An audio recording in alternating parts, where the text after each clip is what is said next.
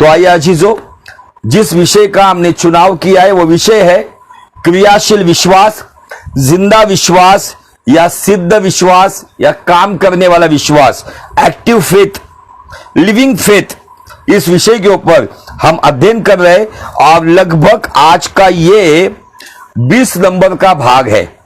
ये 20 एपिसोड या ये 20 भागों में निश्चय ही परमेश्वर आपके जीवन में अद्भुत काम कर रहा है, क्योंकि सामर्थ किसी व्यक्ति में नहीं है, सामर्थ किसी के हाथ में नहीं है, तो सामर्थ परमेश्वर के वचन में है, क्योंकि उसने वचन को बोला और सारी कायनात को उसने निर्माण किया, सारी कायनात को उसने सृजाया, सभी जगहों को अपने शब्द के द्वारा उसने काम किया। और वो वचन उसका प्रिय पुत्र प्रभु यीशु मसीह है, जो हमारे लिए संसार में आया। तो आइए ज्यादा समय ना गवाते हुए याकूब की पत्री 2 अध्याय वचन 26, अतः जैसे देह आत्मा बिना मरी हुई है, वैसा ही विश्वास भी कर्म के बिना, मतलब क्रिया के बिना मरा हुआ है। आमीन। इस वचन के साथ और वचन पढ़ेंगे, याकूब के पत्री 2 अध्याय वचन 22। अब्राहम के जीवन को दर्शाते हुए इस वचन को सामने रखा है। बाइबल कहती है, यहां पर भी लिखा है, अतः तूने देख लिया कि विश्वास ने उसके कामों के साथ मिलकर प्रभाव डाला। अब्राहम के विश्वास ने परमेश्वर पे प्रभाव कैसे डाला? उसके विश्वास की क्रिया के द्वारा। जब अब्राहम को परमेश्वर ने अपने इकलौते संतान को बलि के स्वरूप में परमेश्वर ने मांगा, तब अब्राहम ने परमेश्वर को कोई उल्टा सवाल नहीं किया या परमेश्वर के सामने वो गिड़गिड़ाया नहीं। उसके पीछे का कारण यह था क्योंकि अब्राहम को पूरा यकीन था कि परमेश्वर ने इसहाक की पीढ़ी को ही विश्वास की पीढ़ी कहा है। वही एक सही पीढ़ी थी जिसके द्वारा परमेश्वर अपनी कौम को आगे बढ़ाने वाला था। और इसके वजह से अब्राहम वहां पे अविश्वास में नहीं गया, न अल्प विश्वास में गया, ना वो पीछे हटा। उसने पूरे विश्वास से अपने पुत्र को लेकर वो मोरिया पर्वत पर गया। इसके बारे में हमने बहुत सारे संदेश सुने और उसी बात को जिक्र करते हुए ये याकूब 2:22 में लिखा है, अतः तूने देख लिया कि विश्वास ने उसके कामों से, अब्राहम के कामों से विश्वास ने मिलकर प्रभाव डाला है। और आगे ऐसा लिखा है, और कर्मों से विश्वास सिद्ध हुआ है। उसके अंदर विश्वास की वो क्रिया थी। यदि परमेश्वर मेरे बेजान राख होने वाली जवानी से 100 साल की आयु में, यदि परमेश्वर सारा की 90 साल की आयु में उसकी बेजान या राख हुई उसकी गर्भ अवस्था को ना देखते हुए परमेश्वर ने उस हालात में यदि उनको इसहाक नाम का पुत्र दिया है, तो वही परमेश्वर, यदि मैं इस इसहाक को इस वेदी पर बलिदान करते हुए जलाता हूं, तो परमेश्वर उस राख में से भी मुझे मेरा इसहाक दे सकता है। इस विश्वास के कामों से बाइबल कहती है याकूब 2:22 में, अतः तूने देख लिया कि विश्वास ने उसके कामों के साथ मिलकर प्रभाव डाला है और कर्मों से विश्वास सिद्ध हुआ है। यह धर्मों के कर्म नहीं है, यह विश्वास की क्रिया है। परमेश्वर के ऊपर आपका मेरा विश्वास प्रभाव डालने वाला है क्या? आपका और मेरा जीवन, विश्वासी जीवन, क्या अन्य जाति को प्रभावित करने वाला है क्या?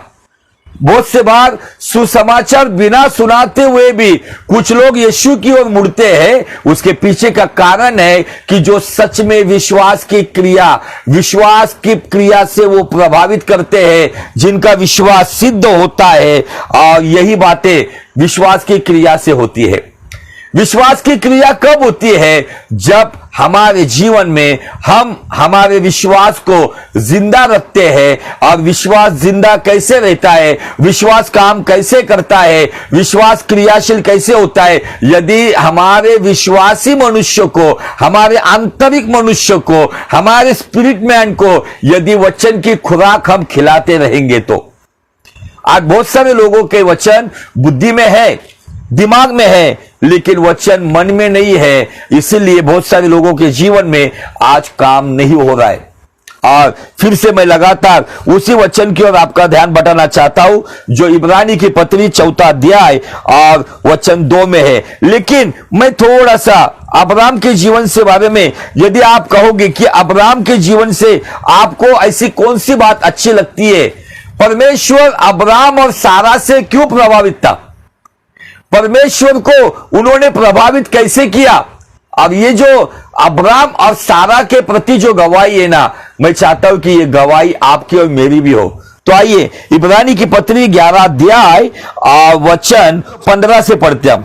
जिस देश से वे निकल आए थे, यदि उसकी सुधि रखते तो उन्हें लौट जाने का अवसर था।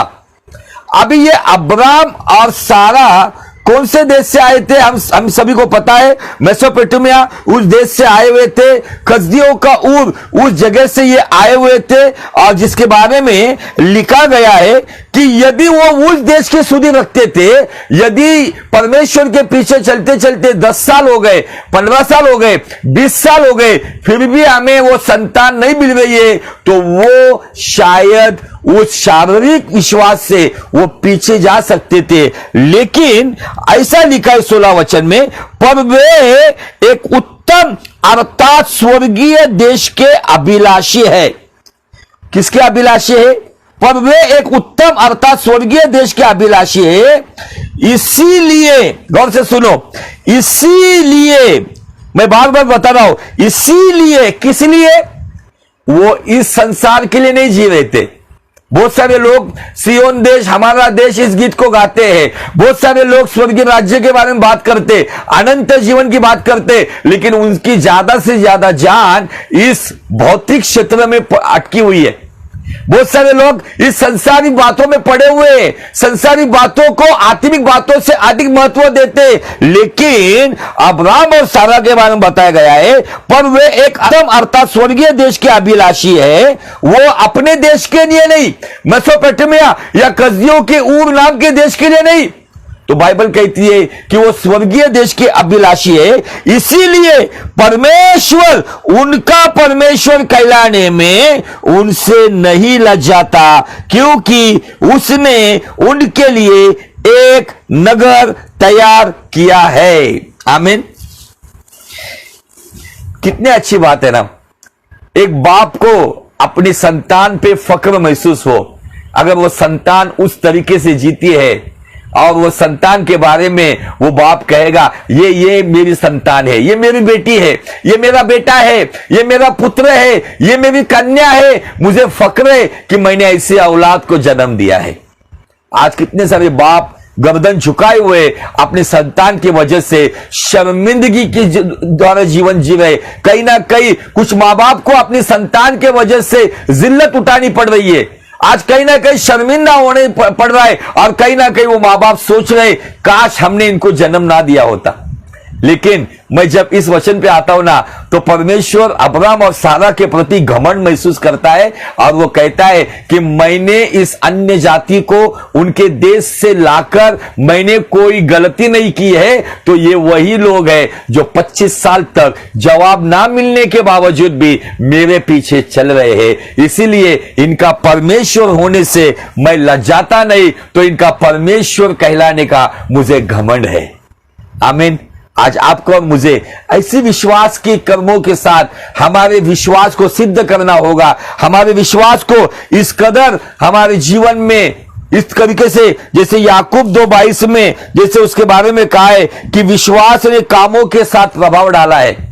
आपका और मेरा जीवन यीशु मसीह पर विश्वास के साथ इस तरीके से प्रभावित करे कि अन्य जाति आकर कहे कि सच में हाँ, तुम्हारा खुदा ही जिंदा खुदा है। आमीन। हालेलुया। बहुत सारे बार बहुत सारे लोगों को, बहुत सारे माँ बापों को, मसीह माँ बापों को अपने बच्चों की वजह से शर्मिंदगी उठानी पड़ती है। जहां जाना नहीं वहां कदम रखना पड़ता है। उस औलाद के लिए वो अपने पेट को काट काट के संभालते, उस औलाद को रात दिन मेहनत करते हुए संभालते, लेकिन वही औलाद, वही संतान कहीं ना कहीं गर्दन झुकाने का काम करते हैं। लेकिन अब्राम और सारा परमेश्वर की ऐसी औलाद थी, उन्हें 25 साल तक जो आशीष की वायदा परमेश्वर ने किया था वो ना मिलने के बावजूद भी वो परमेश्वर के पीछे चल रहे थे, क्योंकि वो इस संसारिक देश के अभिलाषी नहीं थे तो सियोन देश के अभिलाषी थे।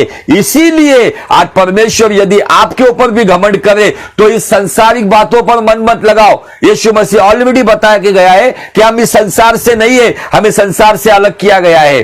जो संसारिक बातों में पड़ता है वो संसारिक बातों में ही घुल मिल जाता है, जो आत्मिक बातों में पड़ता है वो आत्मिक बातों में बढ़ते जाता है।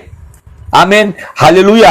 ये गवाही यदि आप पूछोगे कि अब्राहम के बारे में आपको कौन सी गवाही पसंद है, तो यही इब्रानी 11:16, इस गवाही से मैं प्रभावित हुआ हूं और मैं चाहता हूं कि खुदावन भी मेरी ओर देखे तो मुझे देखकर भी वो ये ना कहे कि मैंने इसको चुनकर गलती की है। मेरा चुनाव उसकी नजरों में श्रेष्ठ हो, मेरी बुलाहट उसकी नजरों में योग्य हो, उसने मेरी बुलाहट के ऊपर घमंड करे। ऐसा जीवन आपको और मुझे जीना पड़ेगा। आमीन, हालेलुया, प्रेज द लॉर्ड। आइए हम उस इब्रानी 4:2 की ओर चलते हैं, क्योंकि हमें उन्हीं की तरह सुसमाचार सुनाया गया। मैं हर एक एपिसोड में इस वचन को लेकर चल रहा हूं। हमें भी इजरायली लोगों की तरह उन्हें मूसा के द्वारा सुसमाचार मिला। फिरौन की गुलामी से आजादी देकर परमेश्वर प्रतिज्ञा की देश में लेकर जा रहा है। हमें ईसा के द्वारा सुसमाचार आया, हमें शैतान की गुलामी से निकालकर परमेश्वर जिस देश का अभिलाषी अब्राहम और सारा है, सियोन देश के अभिलाषी थे, हमें भी हमारा परमेश्वर सियोन देश में लेकर जाएगा। यह सेम सुसमाचार इजराइलियों के लिए था, वही सुसमाचार हमारे लिए भी है।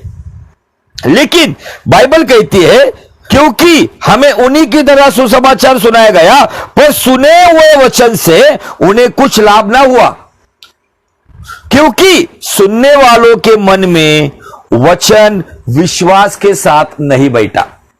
अभी लाभ नहीं हुआ तो नुकसान क्या हुआ?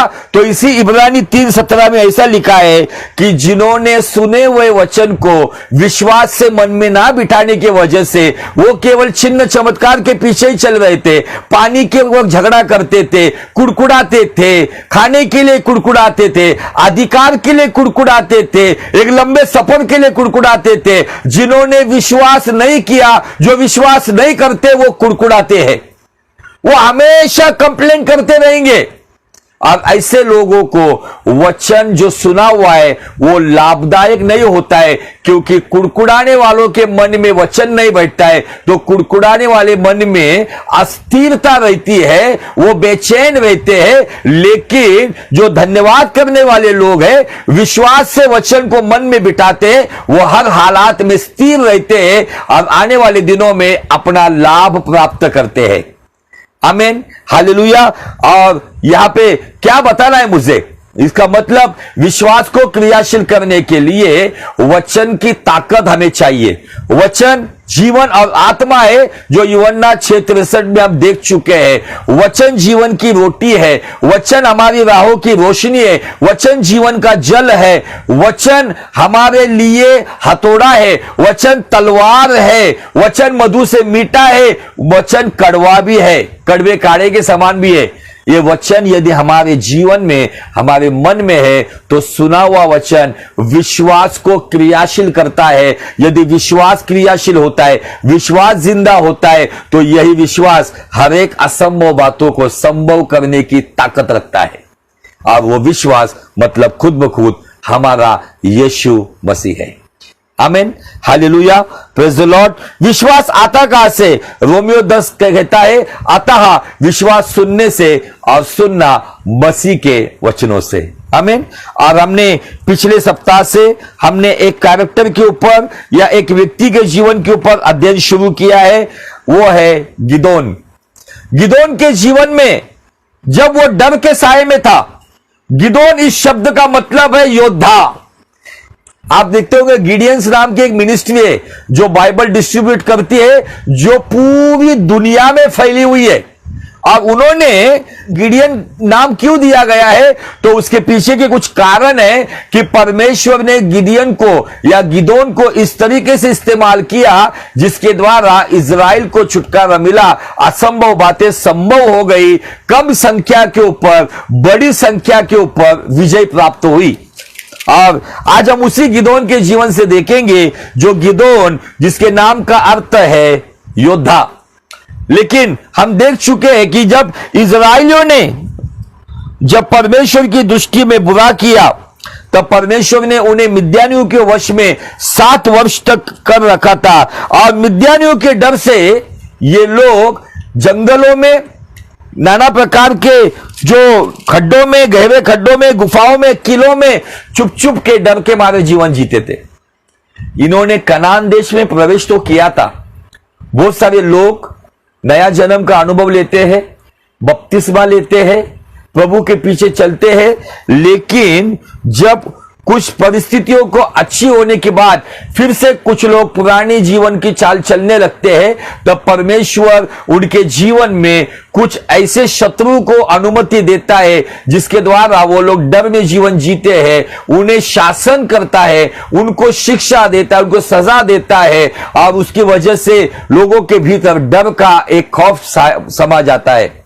और ये इतने डरे हुए थे कि ये जो भी अनाज पकाते थे, खेती करते थे, जानवर रखते थे, उनकी स्त्रियों को, उनके बच्चों को ये मिद्यानी और पूर्व के लोग और अमाली के लोग आके उनको लूट कर लेके जाते थे। और इस हालात में गिदोन अपने परिवार के लिए कुछ काम कर रहा है। अब उस दौरान परमेश्वर का स्वर्गदूत, कहीं पे स्वर्गदूत, कहीं पर खुद परमेश्वर आकर उसको दर्शन देता है। तो आइए न्यायों का किताब उसका अध्याय 6 और वचन 11 से आगे हम देखेंगे। फिर यहोवा का दूत आकर उस बांज वृक्ष के तले बैठ गया जो ओपरा में अबीएजरी योवाश का था, और जिसका पुत्र गिदोन एक दाखरस के कुंड में गेहूं इसलिए झाड़ रहा था कि उसे मिद्यानियों से छिपा रखे।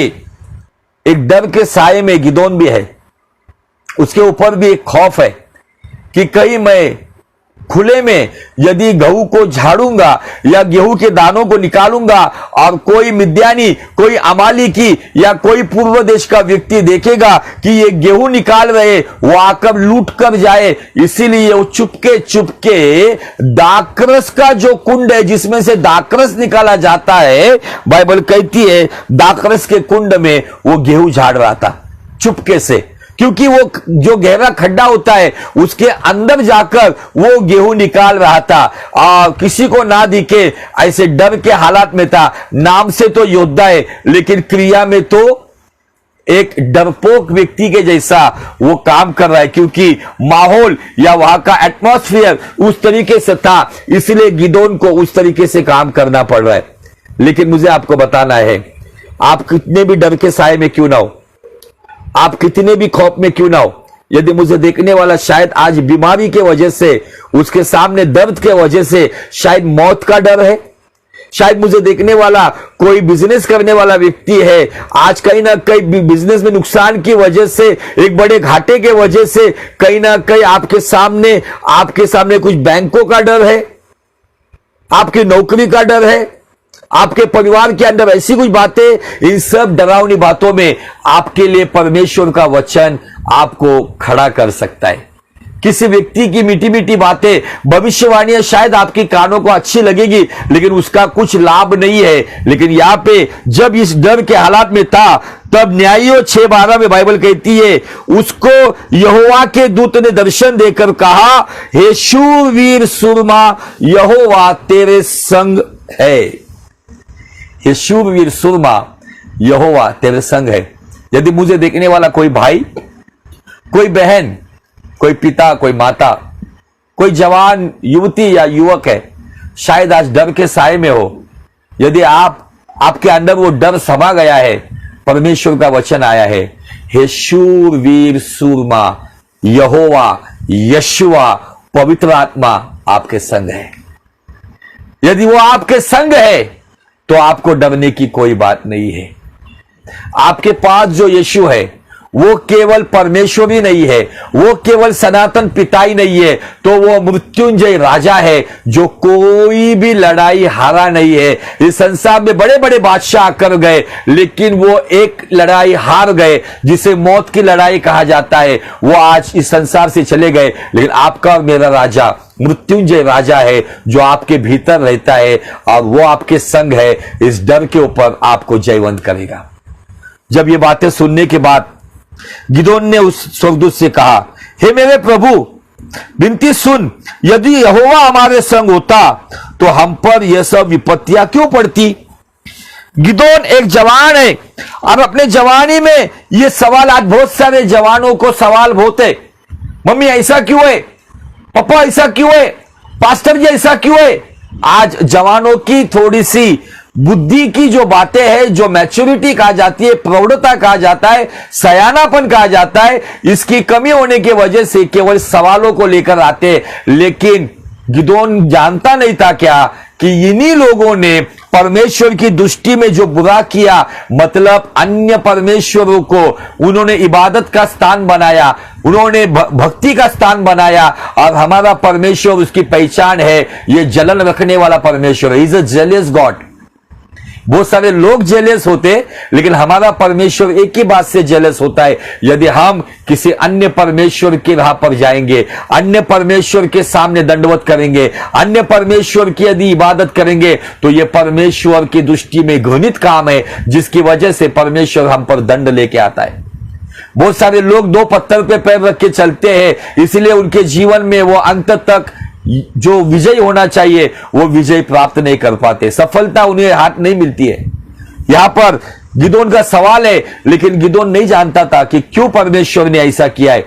निश्चय ये जवान है, वो कहता है कि यदि परमेश्वर हमारे साथ है, वो परमेश्वर हमारे साथ है जिसने लाल समंदर को दो हिस्से में काट दिया, वो समंदर हमारे साथ है जिसने हमारे पूर्वजों को वो जंगल में संभाला, वो परमेश्वर हमारे साथ है जिसने यर्दन पार करते हुए कनान में लेकर आया। लेकिन कनान में आने के बाद हमने जो गलती की है, ये बात गिदोन नहीं बता रहा है। बहुत से बार हम परमेश्वर पे दोष लगाते हैं, लेकिन हम अपने खुद का आत्म परीक्षण नहीं करते। देखिए आगे क्या हुआ। और जितने आश्चर्य कर्मों का वर्णन हमारे पुरखा यह कहकर करते थे, क्या यहोवा हमको मिस्र से छुड़ा नहीं लाया, वे कहाँ रहे।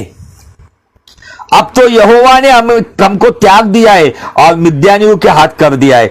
तब यहोवा ने उस पर दृष्टि करके कहा, देखो पहले स्वर्गदूत बात कर रहा है, आप इमीडिएट अगर आप ध्यान से पढ़ोगे तो यहां पे तब यहोवा ने उस पर दृष्टि करके कहा, अपनी इसी शक्ति पर जा, तो इजराइलियों को मिद्यानियों के हाथ से छुड़ाएगा, क्या मैंने तुझे नहीं भेजा।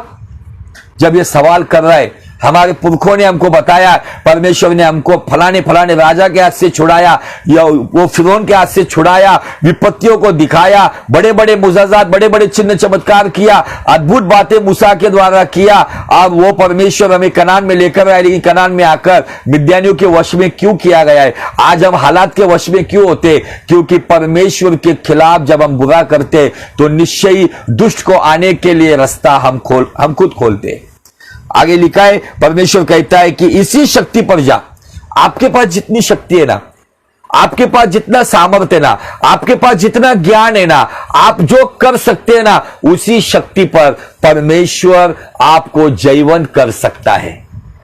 इसी शक्ति पर आप मिद्यानियों से आपके लोगों को छुड़ा सकते हो। आज कितने सारे परिवारों को आज मिद्यानियों के वश में चले गए, आज डर के साये में चले गए, कमा रहे लेकिन बरकत नहीं है, खा रहे लेकिन चंगाई नहीं है, बहुत कुछ मेहनत कर रहे लेकिन जो सफलता चाहिए वो मिल नहीं रही है। क्यों? क्योंकि कहीं ना कहीं मिद्यानियों का प्रभाव हमारे जीवन में काम कर रहा है। और बाइबल कहती है आगे, उसने कहा, मतलब गिदोन ने परमेश्वर से कहा, हे मेरे प्रभु विनती सुन, मैं इज़राइल को कैसे छुड़ाऊं। देख मेरा कुल मनुष्य में सबसे कंगाल है, फिर मैं अपने पिता के घराने में से छोटा हूं। गिदोन को परमेश्वर अगुवाई कर रहा है और वो क्या कह रहा है पता है कि मैं कैसे छुड़ाऊं, मेरा कुल मनुष्य सबसे छोटा कुल है और कंगाल है। कभी कभी परमेश्वर हमारे जीवन में हमारे उस एकदम तुच्छ अवस्था में हमें वो ऊंचा उठाना चाहता है, लेकिन हमारे अंदर एक ऐसा आत्मा काम करता है ना कि हम बार बार हमारे बारे में खुद को क्रिटिसाइज, मतलब खुद को दोष देते रहते। कुछ लोग हैं, मैं उन्हें जानता हूं, जो अपने आप को दोष देने में ही जिंदगी बिता देते। मेरा ऐसा है, मैं ऐसी हूं, मेरा बाप ऐसा था। ये सब छोड़ डाल। तुम्हारा और मेरा बाप सनातन बाप है, जो चुटकी बजाते हुए हालात को बदल सकता है। गिदोन के अंदर भी यही स्पिरिट काम कर रहा था। परमेश्वर कहता है इसी शक्ति पर तू मिद्यानियों से, वचन भेजा परमेश्वर ने, इसी शक्ति पर तू मिद्यानियों के हाथ से तेरे लोगों को छुड़ाएगा। लेकिन इस बात को सुनकर कभी कभी हम वचन को सुनने के बावजूद भी वचन के साथ सहमत नहीं होती है, इसीलिए वचन हमारे लिए लाभदायक नहीं होता है। सुनने वालों के बीच में हमारे अंदर वचन विश्वास से मन में नहीं बैठता है। गिदोन के साथ यही बात हुई।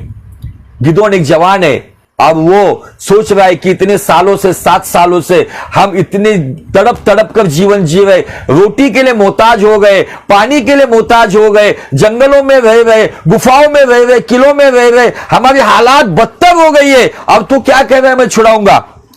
आगे देखो 16 वचन कहता है, यहोवा ने उससे कहा, निश्चय मैं तेरे संग रहूंगा। मैं तेरे संग हूं। जो बीमारी के बिस्तर से मुझे देख रहा है, कान खोलकर सुने, वो कह रहा है मैं तेरे संग हूं। जो अपनी परेशानी आज मुझे लेकर देख रहा है, परमेश्वर कहता है डर मत, मैं तेरे संग हूं। यदि कोई अपने पारिवारिक समस्या से जुलस रहा है, उन्हें भी कह रहा है डर मत, मैं तेरे संग हूं। कोई संसार का कोई व्यक्ति, कोई भी रिश्ते नाते मेरे साथ नहीं है, नो प्रॉब्लम, लेकिन सृष्टिकर्ता परमेश्वर जो गिदोन के संग है, वही हमारे भी संग है। आमीन, हालेलुया।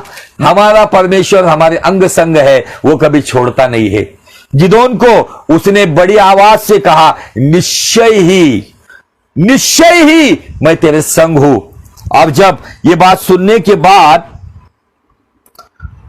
गिदोन ने उससे कहा, यदि तेरा अनुग्रह मुझ पर हो तो मुझे उसका कोई चिन्ह दिखा कि तू ही मुझसे बातें कर रहा है। जब तक मैं तेरे पास फिर आकर अपनी भेंट निकाल कर तेरे सामने न रखूं, तब तक यहां से न जा। उसने कहा, मैं तेरे लौटने तक ठहरा रहूंगा। वाह, परमेश्वर आप चिन्ह मांगते हो, जरूर चिन्ह देगा। ये चिन्ह क्या है पता है? ये प्रार्थना का एक कंफर्मेशन हमें चाहिए। बहुत सारे लोग भरमाए जाते, भ्रमित हो जाते। इन दिनों में जो बनावटी प्रॉफिटिक मिनिस्ट्री, भविष्यवक्ताई सेवकाई के द्वारा बहुत सारे लोगों का नुकसान हो रहा है, वो भ्रमित हो रहे, गुमराह हो रहे। उसका कारण वो गिदोन के जैसे अकल नहीं रखते। गिदोन ने खुद परमेश्वर से चिन्ह मांगा, उसे अविश्वास नहीं किया। लेकिन जिस हालात से 7 सालों के अकाल से गिदोन और पूरे इजरायली और सारे लोग जिस सताव से गुजर रहे थे, इसीलिए उसने चिन्ह मांगा कि जब तक मैं लौट कर ना हो तब तक तू जाना नहीं। और परमेश्वर भी कहता है, मेरे पुत्र जब तक तू लौट कर नहीं आएगा मैं यहां से जाऊंगा नहीं। ऐसा परमेश्वर है हमारा, जो हमारे लिए रुकता है। लेकिन प्रॉब्लम यह है, समस्या यह है, हम उसके लिए रुकते नहीं है। हम अपने तरीके से हमारी समस्या का निवारण करना चाहते हैं, लेकिन हमारा परमेश्वर हमारे लिए रुकता है। देखो आगे क्या हुआ। तब गिदोन ने जाकर बकरी का एक बच्चा और 1 एपा मैदे की अखमीरी रोटियां तैयार की और तब मांस की टोकरी में और जूस को तसले में रखकर बांज वृक्ष के तले उसके पास ले जाकर दिया। परमेश्वर के दूत ने उससे कहा, अभी यहां पे परमेश्वर का दूत आ गया। परमेश्वर भी बात कर रहा है, परमेश्वर का दूत भी साथ में है। आगे देखो, दूत ने उससे कहा, मांस और अखमीरी रोटियों को लेकर इस चट्टान पर रख दे और जूस को उंडेल दे। उसने ऐसा ही किया। तब यहोवा के दूत ने अपने हाथ की लाठी को बढ़ाकर मांस और अखमीरी रोटी को छुआ और चट्टान से आग निकली, जिससे मांस और अखमीरी रोटियां भस्म हो गई। तब यहोवा का दूत उसकी दृष्टि से ओझल हो गया। मैं यहां पे इस बलिदान को जब देखता हूं तो आग, बहुत सारे बार हम आग आसमान से गिरते हुए देखते। इलिया के जमाने में आग ऊपर से आई, लेकिन यह रेवलेशन क्या है पता है? एक छोटा सा रेवलेशन मैं आपको बताना चाहता हूं। जब आप आपके जीवन की अखमीरी रोटी मतलब जिसके अंदर खमीर नहीं है। खमीर घमंड और गलत धारणाओं का चिन्ह है, प्रतीक है। और ये मांस मतलब हमारा मांसमय हृदय, और ये जूस मतलब हमारा सच्चा पश्चाताप। यदि मसीह कहलाने वाली चट्टान पर हम पूरी तरह से रख देंगे तो उस मसीह कहलाने वाली चट्टान से पवित्र आत्मा की आग निकलकर हमारे जीवन रूपी बलिदान को ग्रहण करते हुए हम पर अनुग्रह करता है।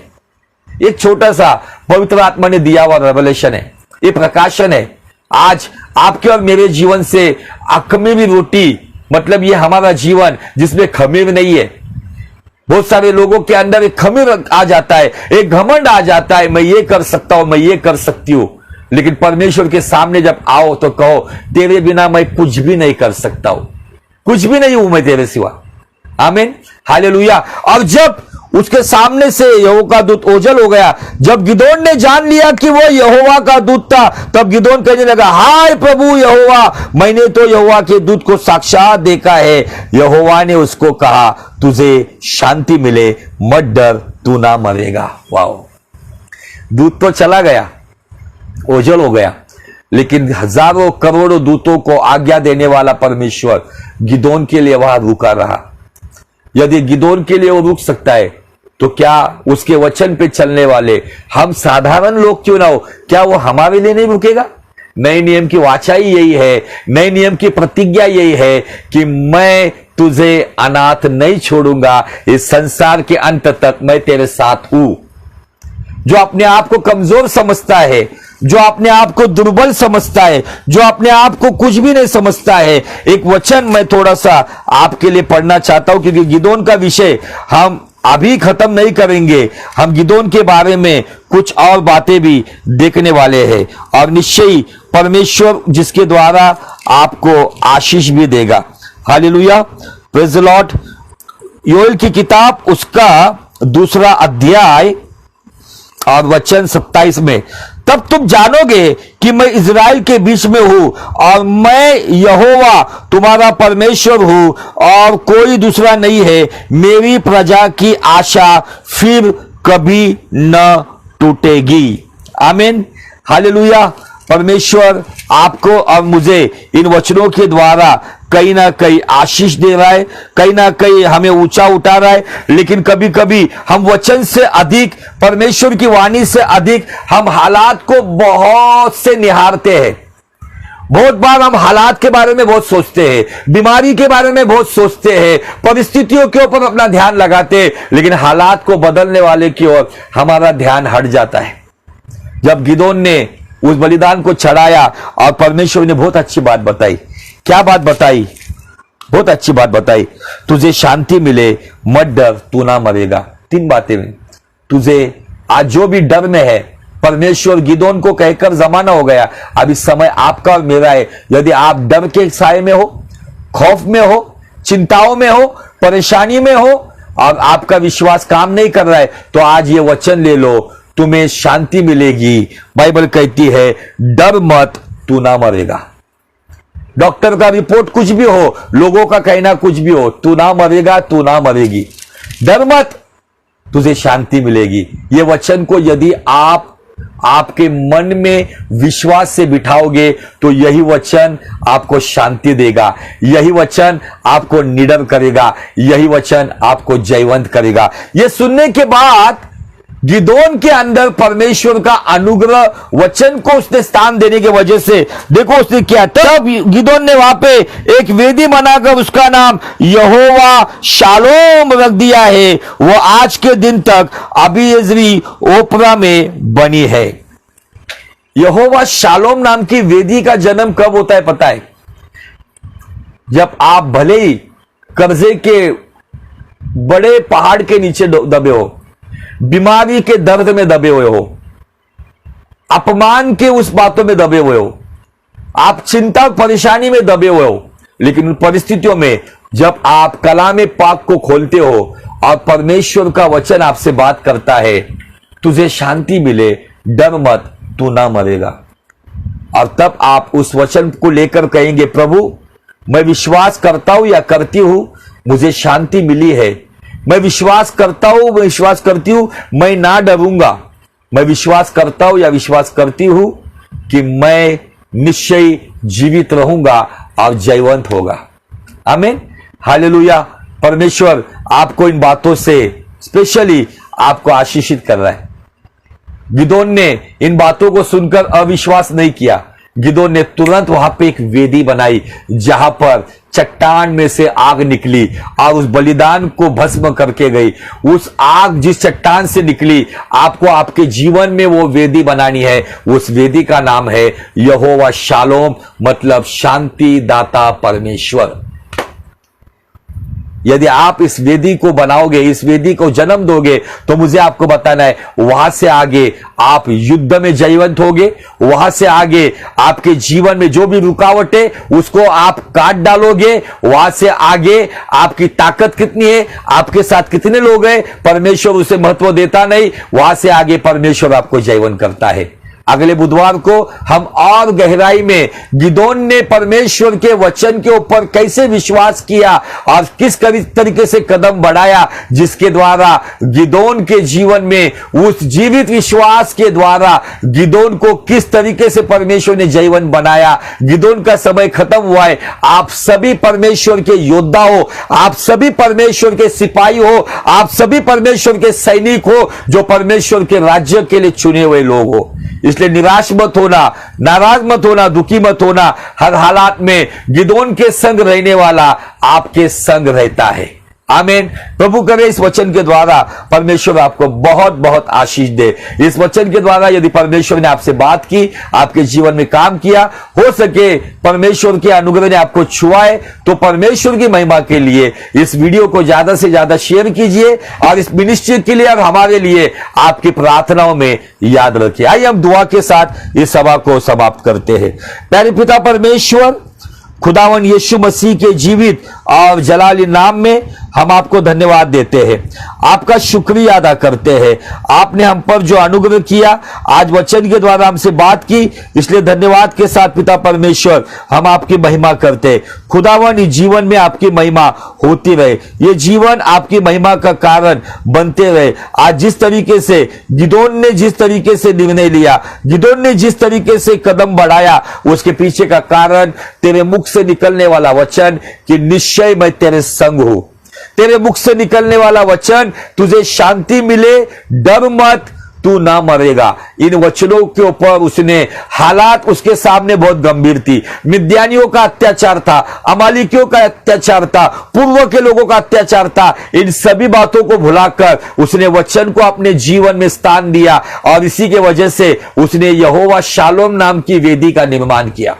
धन्यवाद देते, आपकी महिमा करते। खुदावन गिदोन की तरह आप भी हमें योद्धा के स्वरूप में देखना चाहते हैं, क्योंकि प्रभु तू कहता है कि जो बलहीन है वो ऐसा ना कहे मेरी दृष्टि में बलहीन एक योद्धा के समान है।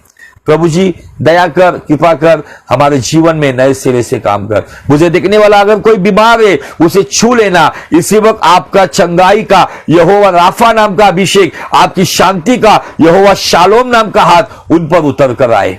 धन्यवाद देते, सभी के जीवन में काम कीजिए, सारा डर का माहौल निकल जाए और पवित्र आत्मा के सामर्थ्य से खुदावन यीशु मसीह के नाम में हर एक क्रियाशील विश्वास, सिद्ध विश्वास में आकर हर एक नामुमकिन बातों को मुमकिन करने का सामर्थ्य आपकी ओर से प्राप्त करे।